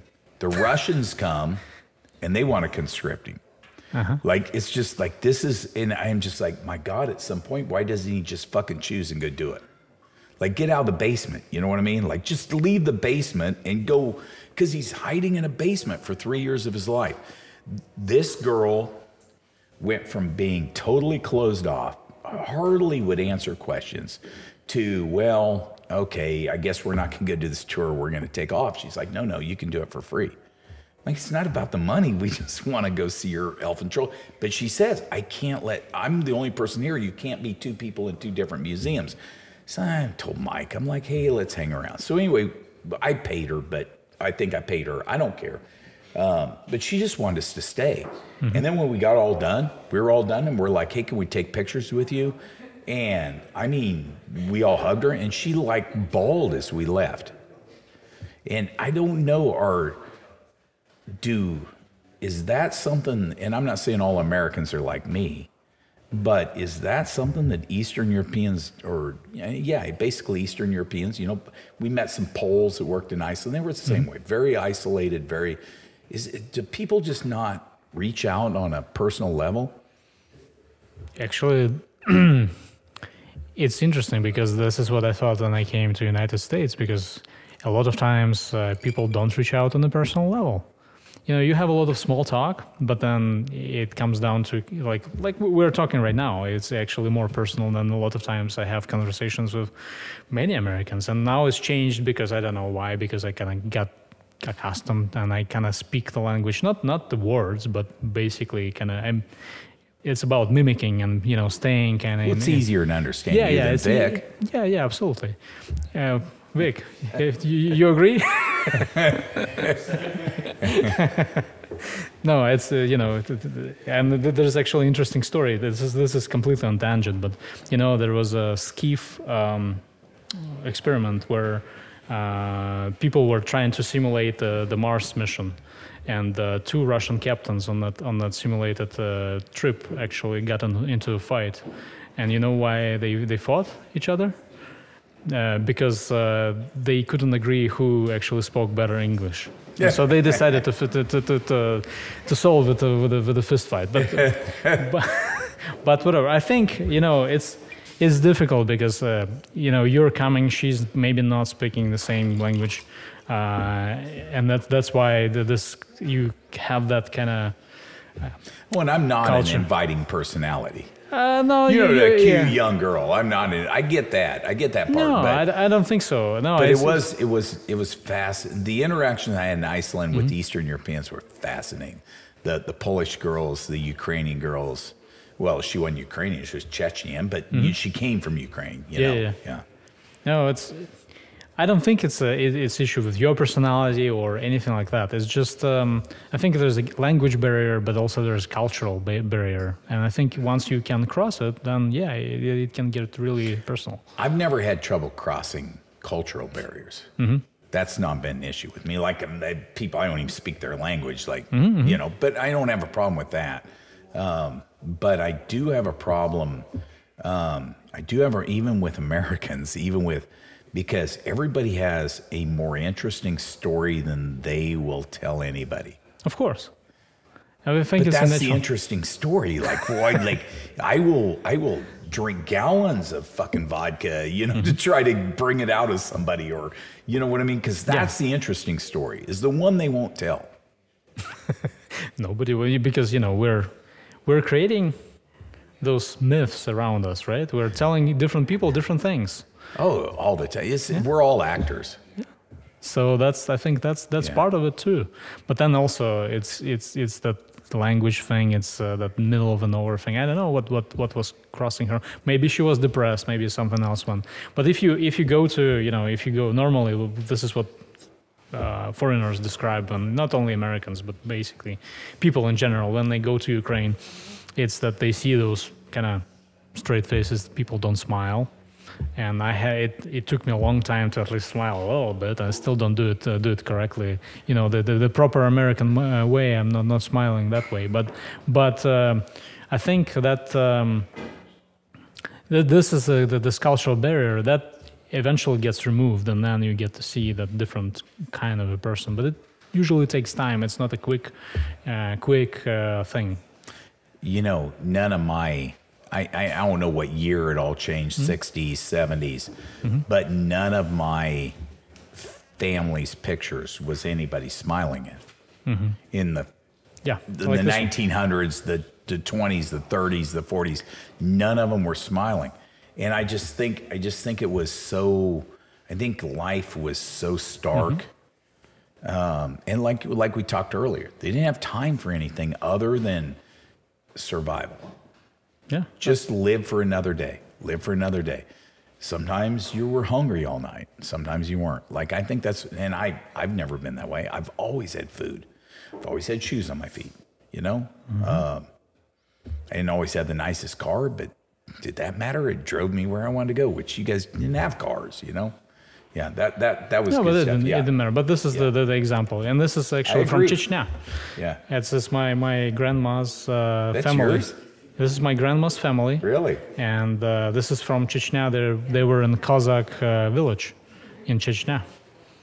And this is that region where that girl was fleeing from, actually. Things that fascinate me about that is, in today's world, we have cameras on our frickin' phones that are, 12, 15, 18 megapixels. People back then, a single picture was a legitimate big deal. Oh yeah, and that's you can see it. Yeah, it's quite Why a don't you big come deal. over here, Patrick? You can get 2 for 1, my friend. This is another one. All right, so. No, this is the 2 for 1. No. Oh. All right, well, he's better than me. Who is this? This is my great grandfather, And so Navy. he was military, I'm guessing. Navy officer, captain of the what is it? It's a destroyer ship. Did you know him? I don't know. Okay. Because I'm guessing that he had stories, because those seas and those oceans, like this, yeah, thank you. Those seas and those oceans are dangerous. Yeah, he lived in St. Petersburg. Basically, they both lived in St. Petersburg, and yeah, he was. I think part of his story was on the northern seas, and part of his actually in the southern seas. So he had experienced both. Yeah. So Turkish people and also British as well. There was something. Iceland changed my life a lot. I'm not from, but all my blood is from Northern Europe. I'm kind of Viking country. But the thing about Iceland that changed my life was I was a little afraid of dying in a volcano. And the whole island is volcanic, and I never knew when it was going to blow up. Thank you. It will not blow up. And it did not blow up. It did not, but I was a little worried about it. The other thing was It's oceanic ridge. It can't be that violent. the seas. And when I was on the sea, and I took a couple boat trips, but when I was on the sea, what is a calm sea is not a calm sea like in the Caribbean or these are calm seas, and I'm just like, what are they like when they're not calm? Because I wasn't, and I don't want to, I have fears in my life, and I think drowning in black water, where the depth is so, black. And I've seen it in Panama. We went from beautiful turquoise water to blue water, which is deeper. And then we went to black water, and we are in a crappy little canoe fired by a little, I don't know, 2-stroke engine, like and I was like, holy crap, like there's no bottom to this anymore. That didn't scare me because I was warm. I think I can die in warm water. I think dying in cold, which they say dying in cold water is really easy, but I think dying in cold water like freaks me out. And I look around at those areas. I look around at, in America, and we are a big country, and we don't have unlimited, but we almost have unlimited resources. And part of our unlimited resources is our intellect and our ego. It's not our ego. It's not our ego like the ego that holds people back. It's our ego that will risk things. But the USSR, the Ukraine, Mongolia, the Stan countries, which you all controlled at one time. Not you, but, that's a huge geographical area. I guess. Huge. I can't even imagine. We bought Alaska. It wasn't ours. We bought it. But Northwest Oregon to Key West, Florida, are they different? Yeah. But are they massively different? No. They're not massively different. You just talked about flying 9 hours somewhere one time, and they're massively from a frozen tundra to a Mediterranean climate. Like I think that because we have to be enemies. I don't know why we have to be, but we have to be because Cold War and all this stuff. I don't know. I don't get it, but we have to be. So you have to, if you're enemies with somebody, you have to dislike them. But I don't think you can, I don't think Americans respect the diversity enough. I don't think we do. And we have diversity in America, but not like that. Sure, no, that's another kind of thing that Americans probably don't realize how diverse, culturally diverse Russia is, or Soviet Union was. We grew up in a very diverse setting. When my father had his military unit, right, that I visited, people were from all over the country, and they had all different ethnic backgrounds, and they were also very, very. Those ethnic backgrounds were very different, and more different than in the United States. United States is kind of one cultural. Yeah, it is a melting pot, and that's why that for the we have European whites, we have African blacks, and we have Hispanics. It's all intertwined, And of all of that, for all the negativity that's going on in America today, we still have more in common. Sure. Every one of us have more in common than you go to a third world country. They're just trying to survive to tomorrow. Some of them, yeah. But it's changing lots now. Of them. Lots of them still are. Yeah. I think that kind of stuff really interests me. And I would like to learn more. I'd like to learn more. My geography sucks. You know what? To be fair, 35 years of my life was just, what am I doing tomorrow? Not because I was poor, because I was trying to build wealth and trying to build business and so I didn't care about anything. It was just, what am I doing tomorrow? And how am I doing something better tomorrow? But once you sort of land enough, and I don't know what enough is, I think everybody has different views of it, but once you land enough, then it's like, wait a minute, what can I learn now? Because I went to college and I did lots of diverse things in my life, law enforcement wise and stuff. But now it's like, what can I learn? Because learning's different. What can I learn? Sure. Yeah, learning is not. To some degree, I think you need to go through some, formal education. But you're right. You cannot learn through just sitting at the bench all the time. I'm not a college guy. I'm not a formal education guy, even though I did it. But I do think there's a place for it. I also think there's a place for trade schools. I think everybody needs to strive to break their family tree. I don't care what your family. If your family tree is billionaires, then break your family tree and change the world instead of worrying about money. If your family tree is really poor and bad decisions and drug addicts, break the family tree and just get a job for 40 years and then let your kids, I don't know what it is. I'm just saying that's the progression of my family. Every generation did something better. I don't think I did. I think my generation before me did something better, but I did okay. My next generation is their young kids are already way beyond me. That's what we do. I think that's what we do in America because we see, we're at a turning point in America right now. But I think those of us that do things see a future, see it be better. You are equipped better, basically. You have the tools to do that, and not in a lot of, not in some other countries, including Ukraine.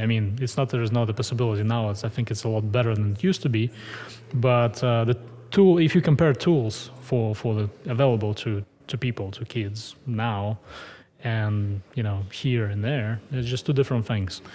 What do you want for your kids? You have a boy and a girl? I have a boy and a girl, yes. Yes. So what do you want for your boy and what do you want for your girl? Given your background, given your, it's almost 50-50, what do you want for them in America? To find some passion and follow it. Passion. I mean, it's not supposed. I mean, passion is maybe not the correct word, but No, something it's the exact right word in America. Well, for me it is. Maybe not other people. But to find something they really like and just to follow it, and it doesn't matter what it is going to be, but something that makes them both, balanced in the society. That's not in the world, just in general. Do you think you can follow a passion and be balanced? Yeah. I don't. That's the only way you can be balanced, because if you don't, then you are completely out of whack. But I'm just talking about, like, look at people who've changed the world. They really weren't balanced in terms of, and I don't know what you mean by balanced. I know what I think of as balanced. Okay, so I'm going to have a job and I'm going to pursue this, but I'm going to have a family. To me, when you have passion, you drive your passion. Yeah. And sometimes your family sometimes they have taken the back seat to it. But I think if you're not chasing money, which to me, money's important, don't get me wrong. But I think if you're not chasing little things, if you're chasing a passion, I think your kids will see you chasing a passion, and then they'll understand, they'll chase their passion. I hope so. Going see. But, it's... So if they can find it, what are they kind of? What do you think they're headed towards? Like if you're going to die right now, you're going to predict the future. What are you going to predict for your son? Hard to say, but actually he's very. I mean, it's all it's a son. You're definitely proud before he's born, probably. But he's very similar to me, so it's both kind of worrisome and and great to see. Yeah. Yeah, but 20 years from now, you died today. What do you think he's going to do 20 years from now, 30 years from now, whatever? Hopefully he still, continues exploring whatever he's exploring now. That's all. What do you think that is? I have no idea. Because now he likes cars. He is very passionate about books and about cars. And I didn't, teach him that, but it's just two things that he loves the most. What kind of cars does he like? Any sort of monster truck is cool. There we go.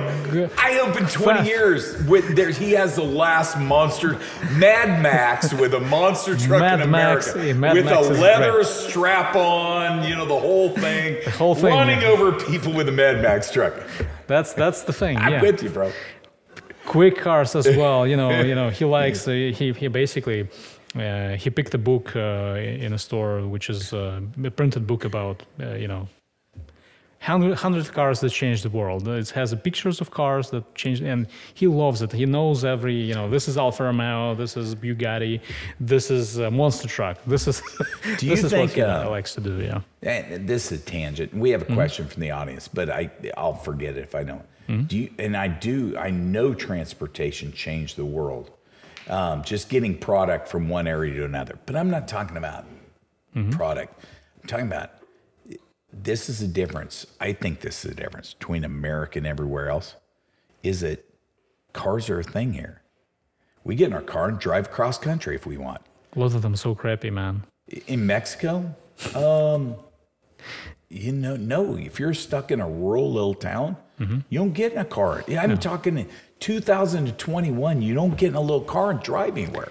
What fascinates me about this, and probably this is why it is that way, but probably because the roads are so straight, so great, so vast. Yeah. They're so straight, you don't have to turn corners. And so Americans don't know how to make a car that turns corners, Well, some of us do. I'm kidding. I'm trying to get at you, so. Yeah, well, you did. Hurt deep. I feel like I'm bleeding to death right now. All right, so this is my friend, and Daniel's smarter than he looks. So this might be a good question. Okay. Or sometimes Daniel lets me down, so it might really suck. Okay. Hey, Daniel Fallon, let's hear what you got, bro. See what happens here. What is your take on the current situation in Crimea? Crimea? Is there a situation in Crimea? Because he's American now. Yeah. By the way. It's a good point, Buck. It's a good point. Just saying, Exactly. it's America now, but hey Pat, what's your opinion on the current situation in Crimea? There's some pretty good documentaries about it. Yeah, but what's your opinion? I think it's a relevant. Pat just fucking totally Crimea is beautiful. What can I say? This is a book I brought about the Crimea. I actually anticipated the question. So here's the Crimea. It's beautiful. There's It's the camera, absolutely beautiful country. That's all I can say. But it's Vic is here, so I will not say anything because we want to stay friends. I'm kidding. I'll actually tell a little bit, and I think we can go back and forth, and I think we agree on that. It's a sensitive issue that it shouldn't be a sensitive issue at all, because They say that in Russia they say that you should live a good life, and this life should be in Crimea. So yeah, it's like Russian California. You can't take it from us. I was expecting, actually, sorry for interrupting, but I thought we were going to talk about your work, and I prepared a question, and you kind of never moved it to it. I don't know, Buck, should I blame you for this? No, you can ask. So about this, first about your NASA thing, they don't hire you because they don't want you to know the truth about moon landing. Okay, nobody takes me serious now. Oh my God, we're going to Arizona. We're going to Arizona to a goddamn a fucking movie theater, right? yeah, of course. Okay, now nobody takes me seriously. So about this carbon dioxide capture, Yeah. in the numbers, that's gonna be super fun, right? Mm-hmm. How much of this, let's say Kansas, how much of this carbon dioxide Kansas produces, and if all this carbon dioxide can be cut, how much would it cost? All right. For a good American family. Right now, we have a PhD in mathematics. We have An engineer. an engineer. I'm a farmer. Kansas catches more fucking carbon dioxide than America produces in our corn and our soybean production. Now, it's only while it's growing, but we capture it all. So what are you gonna do? Pay us fucking $100 billion? No, you're fucking not. Because I drive a goddamn tractor that burns a whole bunch of fucking diesel. You're gonna say, oh, you're ruining, fuck you. My corn captures more carbon dioxide than America burns over the growing period. Now, I don't know what we do in the winter because I drive a Hummer. My Hummer gets 7.5 to 11 miles per gallon, depending on what I'm doing. But you know what my job is driving a Hummer? This is my patriotic duty, is to burn every fucking gallon of petroleum that the Mideast can produce. Because when I run those motherfuckers out, that area of the world does not matter anymore. Nobody cares anymore. When I run them out of oil, nobody cares anymore. That dude said, no, there can drill oil horizontally. We have 150,000 years of oil if he drills it horizontally. Oh, we're going to have a few earthquakes. There's going to be some shit happens. I don't know. I'm saying everything's not positive. I'm saying I drive a Hummer because my job is to run Saudi Arabia out of fucking oil. Stop blowing up our buildings. Stop fucking killing everybody.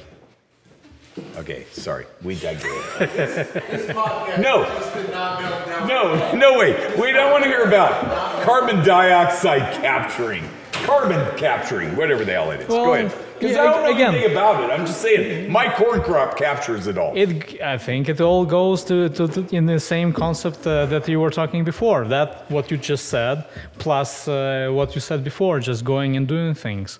And this is what Americans are best at. I think you can also, capture carbon, do it well, capture all of it, and teach others how to do it, and also make money. So I have a question. This is what you're you an need to do. engineer. You're a mathematician. Can carbon be created or destroyed? No, I mean by nuclear. Then shut nuclear reaction. the fuck up. Not by a chemical reaction. I'm not talking to you guys. I'm talking to the politicians and shut the fuck up. Because we can neither create nor destroy energy, carbon. We can't. It just changes forms. No, it's how much you have it in your atmosphere. The concentrations. I don't know. That's I it. don't know. You're smarter than me. I don't fucking know. If this podcast were to end right now, We got Eugene acting like a tree and Vic choking you out and telling him to shut the All right, well, that's fine. Because when it ends, he's going to act like a tree. I want to know what his tree thing was. So what's the cost of capturing this? Does nobody knows, right?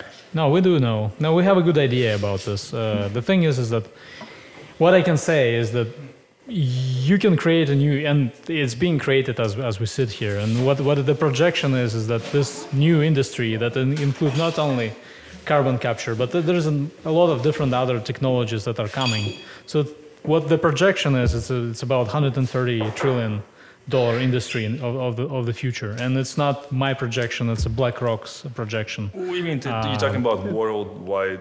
Yeah. Worldwide, 130 trillion. But the thing is that it's again not up to me to decide, right? I know that it could be done.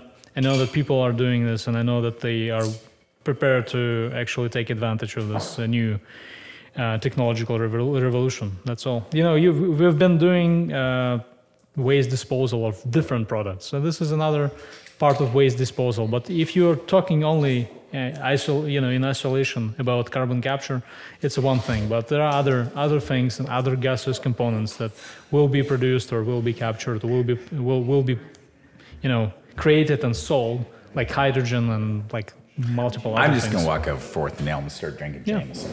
Because I don't have a clue what you guys are talking about. But I do have a question as an idiot. When in the 70s, when I was in high school, we debated pollution. And the Ohio River caught on fire. Yeah, it's a very famous accident. Caught on fire. Like that, it was so polluted, and it burned for like a year, caught on fire.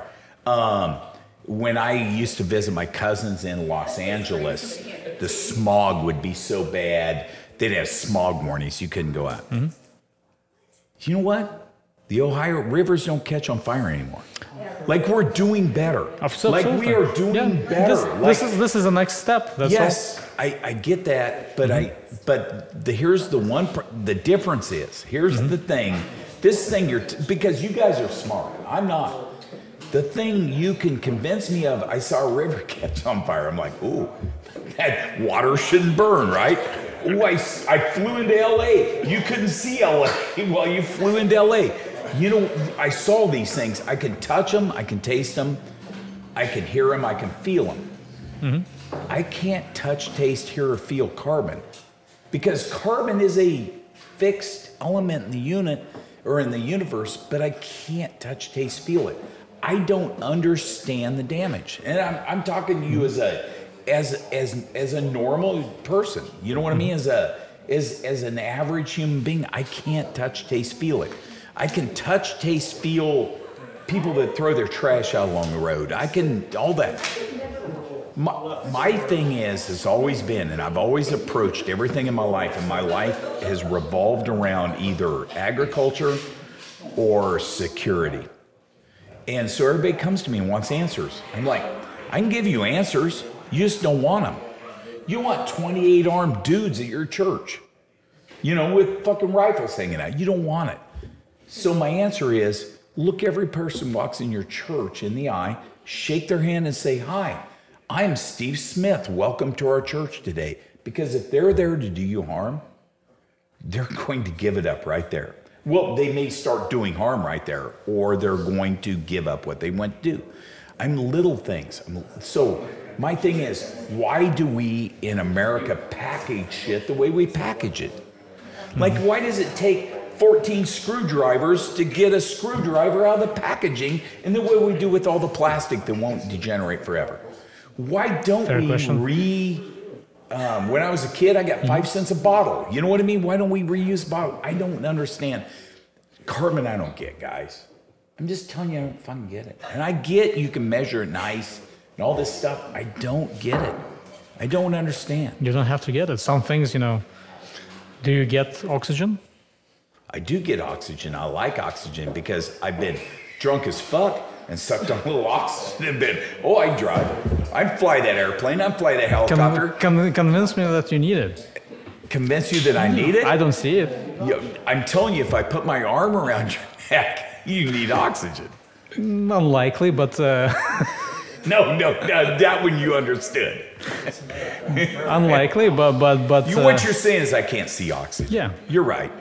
I was just taught at an early age what oxygen was, what the atmosphere was. And when I dove, I really learned like once I started diving, I really learned what oxygen was. And I'll also be honest with you.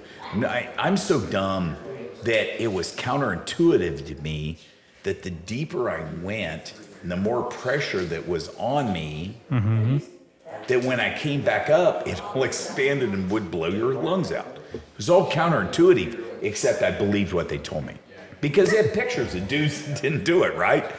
We don't have pictures of frickin' carbon. Like, we don't have pictures of this. Or the ears thing, yeah, right? And all I've heard my whole life was, we're going to run out of oil by 1990. But we didn't. The cities are going to flood by 2015. But they did. Key West has the same frickin' ocean level that they had 15 years ago. If we're literally, now here's my other thing. Okay, I have a question for my scientists. This is the world, these are the oceans. The ice in here are the icebergs. The icebergs are gonna melt. Will this raise? It will not. You are, No, stop. No, don't take it. I only asked one question. I did not ask. I don't wanna know the theory. I'm just saying, if this ice melts, will this raise? It will not. No. It's Archimedes. It's the same, right? They're talking about this. But I do. Okay, go with yours. I'm telling you, this is what dumb people like me think. We see a glass of water with ice in it. The ice melts. The water doesn't flow over, except they're telling us all the ice is going to melt. We're going to flood friggin' cities. This is hard for dumb people to understand. Literally, it is. It is hard for me to understand. No, again, I'm not trying to actually tell you that the global change, the ice, the water level, whatever it is going to impact your life or not. It is already. It is already impacting your life, and you see that. Well, our weather has changed. Yeah, of course. I wouldn't deny there's not climate change. Our weather has changed. But again, I'm not trying to argue that at all. Yeah.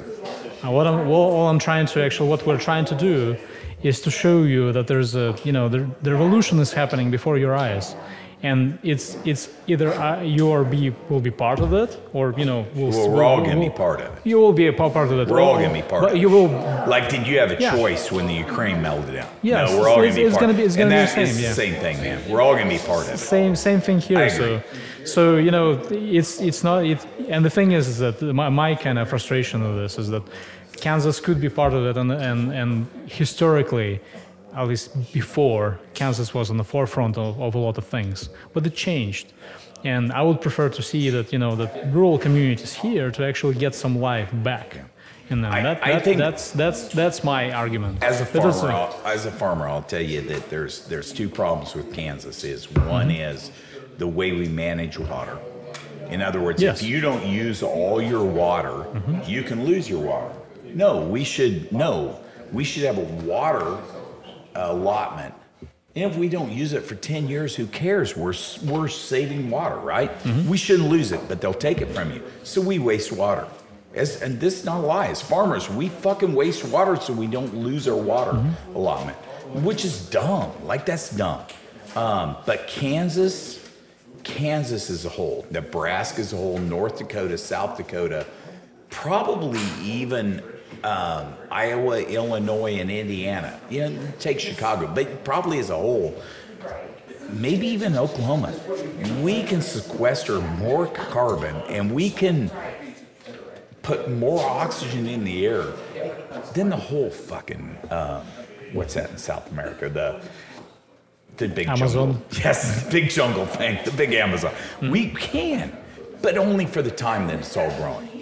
Like, we do have these opportunities. I don't think we should get paid for it. I just don't think we should get penalized. But I'm just telling, I don't understand politics, man. None of that matters. That's not why we're here to talk. I do think that you and Vic can carry on a way more interesting conversation on that. Sure. And you should do your own podcast on that, man. Because, no, literally, like you should, because you guys are way smarter than the shit that I talk about. It's not about smarter or not smarter. No, it is. Understand. No, it is. It's about intelligence. It's not always. When we're kicking down doors, and you don't want an intelligent dude going through the door. You want a dude that can shoot. The intelligent dude probably will stolen the door. But you want the intelligent dude to give you the information before you go through the door. You know what I mean? Mm-hmm.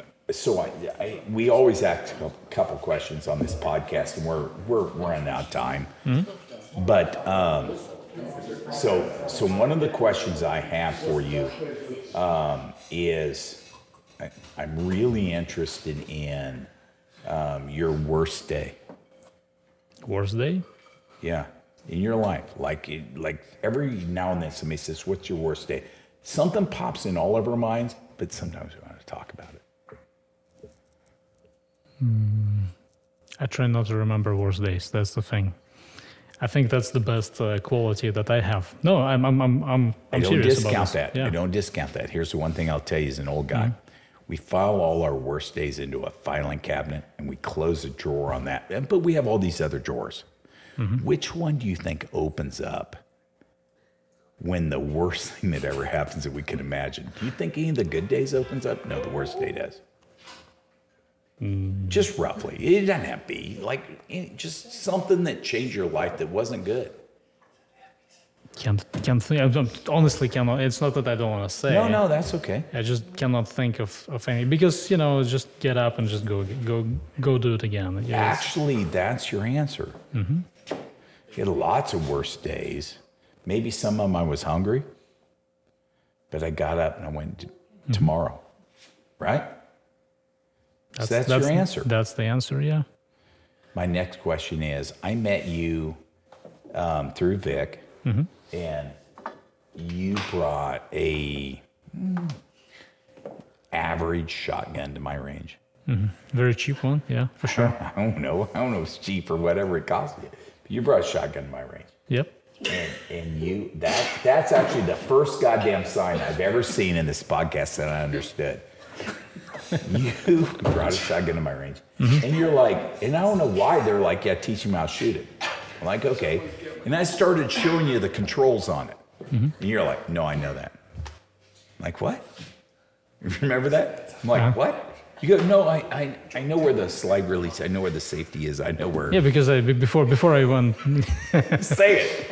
Yeah, before I went to shoot with you, I studied it. That's all. Brandy. At least I try to.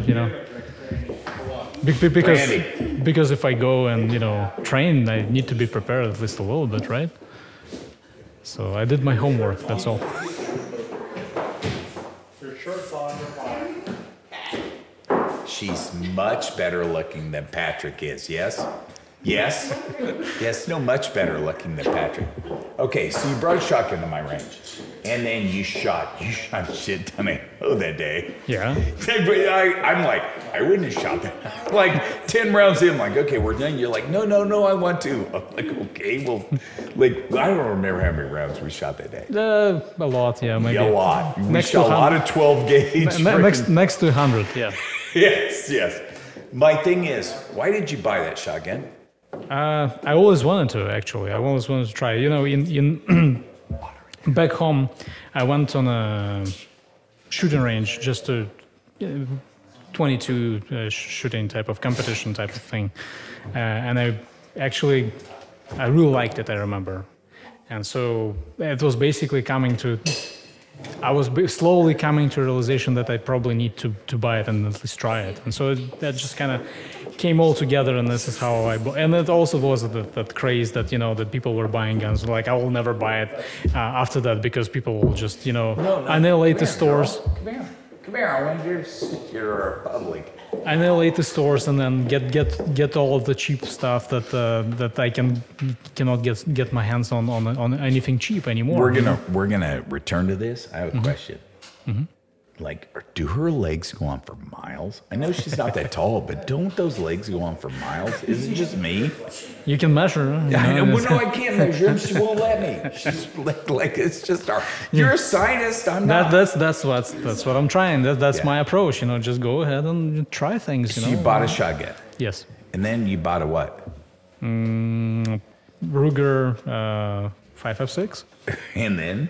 And then CZ P10C. Why did you buy these guns? I get it's fun, but is there a cultural reason? No, I just got into. I just like because I met you, because you could show me how to use them. No, it's in reality, because the thing is that after that I went to a range and I tried it, shooting in from a stale position, just trying to do this, and it's just not it's not fun. And maybe shooting the clays is fun actually. Oh, it is fun because I can't hit clay pigeons all the time. No, but it is fun. But I like going through training. I really enjoyed your training range. This is something that I like to try things and do things, and that I have the ability to get access to you as an instructor, right?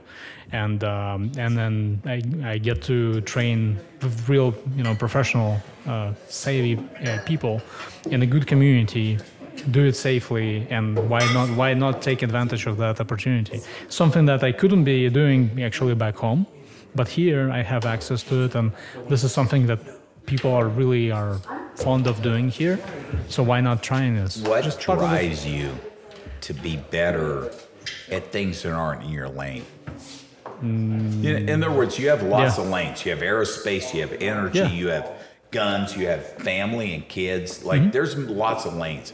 What drives you to be better at things that aren't in your primary lane? Because we all have a primary lane. What drives you to be better at something that you hooked up with me as?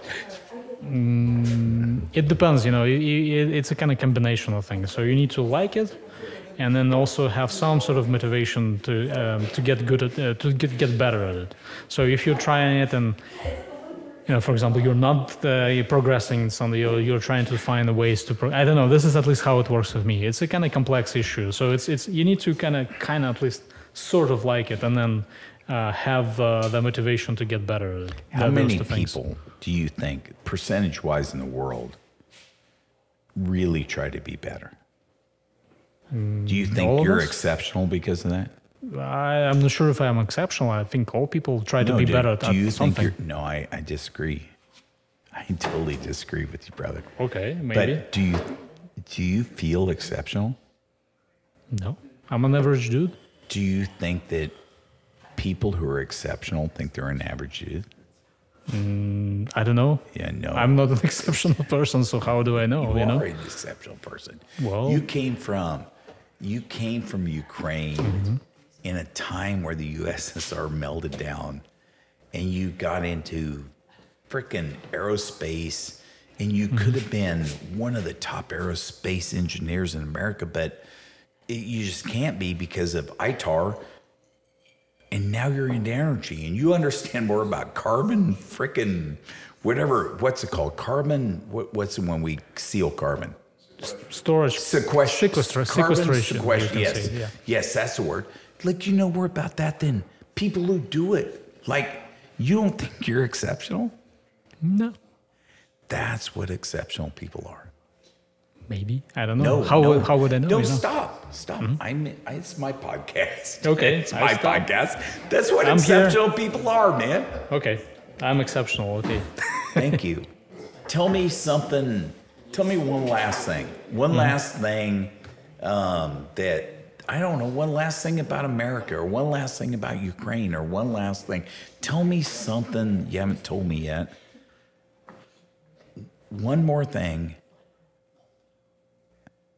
Are you patriotic? America? Ukrainian? It's a complex question, being patriotic, because what is being patriotic? I'm flying the frickin' flag and my dick's hanging out 18 inches long. Okay, no, I like that kind of thing. No. Are you? Like, have you bought into America?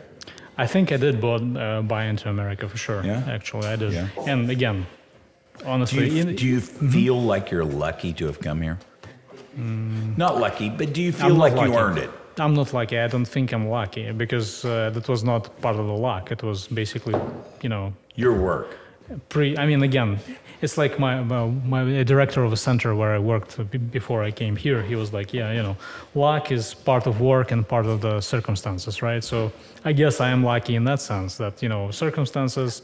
And when I ask the question, I don't believe in luck. Mm-hmm. I think we do the things and we go the directions we're supposed to go. I don't believe in God. I just think we do the things and we go the place we're supposed to go. Now, some people say that's faith and that's God or that's luck or whatever. It is. No, I think we earn where we're at. Yeah, I agree. What's the happiest thing you've done in the last 3 months? What's just made you happy? Oh, my son makes me happy quite a bit. Doing what? So whatever, hanging out. That's what we do, just doing something, going for a walk somewhere. Does he have a Ukrainian accent? Not at all, how can? The thing is that he is getting confused because he is hearing Russian from within the family and then hearing Russian in daycare. And so he's a little bit kind of between two worlds still, but yeah, he'll be local product 100%. So I think I was diminished because I wasn't caught between two worlds. I think people that I really do. I think people that are caught between two worlds are, I don't know, more intellectual, more social, more. I just think they're more. Like if I was you, I wouldn't cut back either. But I'm not you. I'm there. You know what I mean? It depends because I don't like to compare because I don't know if every person is different and it's a toss of the coin or toss of the what is dice and certain numbers get in and this is how you start. 7-11. Right. So and you just and if you get a number, then put it in the middle because it's 30-1. But I never played. I know not throw the bones if anybody's asking. Well, I don't gamble. I don't like to gamble either. I love but gambling. I don't. I don't like. I like more. Sure. I still do. Of course, we all do. But I don't like to gamble. What's the last question? And I swear to God, I'll quit here. Yeah. What do you think? This is a two-part question. Mm-hmm. A, what is the best thing about America, and what's the worst thing about America coming from Ukraine? Coming from Ukraine, the worst thing is that you're coming and you have no connection. Basically, it's a blank slate. You're starting like really from nothing, and that's really hard. Like that is hard thing to do, and because you don't have any ties, it is difficult to continue to. But the best at the same time is because you don't have any ties. You can be anything. You can continue on. That's these are two, I think, big things together. It's part of the same coin, just different faces. So Eugene has written his own story. As all of us, of course. Yeah, Eugene has written his own story. Definitely. Does Eugene like his story? I hope it continues. No, I get that. I get that. Eugene likes his story. Yeah, I can Eugene Yeah. Eugene sees the last chapter. No, I don't see last chapter. I don't want to see last chapter. I don't want to see last chapter. I don't want to know it's last chapter. It's gonna be good. Should be good. Yeah. Yes, it's gonna be good. What I know is that I can, I'm prepared to get into last chapter. I would prefer not to know it as the last chapter. But if I go now, I will be good. I will be good to go. All right, I swear to God that was the last question, but it's You not. said that last time. Yeah, he did. I did. Why? Why did you agree to do this podcast? Because you asked me. Okay. No, Like, yeah. Yeah, why not? This is a good. You did good, man. Oh, I thanks. learned a lot. I learned a lot of stuff. I appreciate you coming. I have no worldly perspective. I grew up in Pike County. I've traveled, but I've lived here my whole life. Like, I have no worldly perspective. I really enjoy other people's perspective. Mm-hmm. I can say that. Yeah, for sure. You do. I do. I really do. I enjoy people who want to come and learn something new. Mm-hmm. Not because I'm the best person to teach them, but because I know more. And then maybe I'll pass you on to somebody else. Like, I really enjoy that. We've had some good times. What is your friend's name that, not Vic? Pasha? No, what? Pasha. Pasha. Pasha. Is that his name? Pavel, yes. Really skinny, No. pretty, like model. You're like thinking model about face. Sergey. Sergey. Sergey. Sergey. Where the hell is Sergey tonight? Sergey is my favorite. Sergey. Vic, where's Sergey? 'Cause he's a handsome Is he already man. back to Belarus? Hey, He's in Moscow now. One last question. We're shutting this bitch down. Okay. What happened to your ears? What happened to Vic's? No, Vic's we ears? don't have Vic's ears. What Same happened to your thing. ears? Same thing. No, Same thing. don't explain it to the... Judo since 8 years old. What? Judo since I am 8 years old. Judo. And then jiu-jitsu now, and also MMA since, when I came here, which was actually a fun experience. Yeah. So to be fair is, I think I'm a bad dude. But I see Vic and I see you and I'm like, no, they'd kill me. Because their ears are all fucked up. My ears are beautiful. Tell me my ears are beautiful. So pretty. Beautiful. So nice. Wait a minute. We got to end it. Be a tree. In front of the camera. Be a tree. Come on. Be a tree. I'll be a tree with you. Come on. Let's be a tree. This is how we're ending it. We're going to be trees. Come on. This is how the podcast ends. I don't know what a tree is. No, you were a tree once. I'm a burnt tree. No, you're a burnt tree. Okay, be a burnt tree. I'm a blooming tree. Are you proud of that?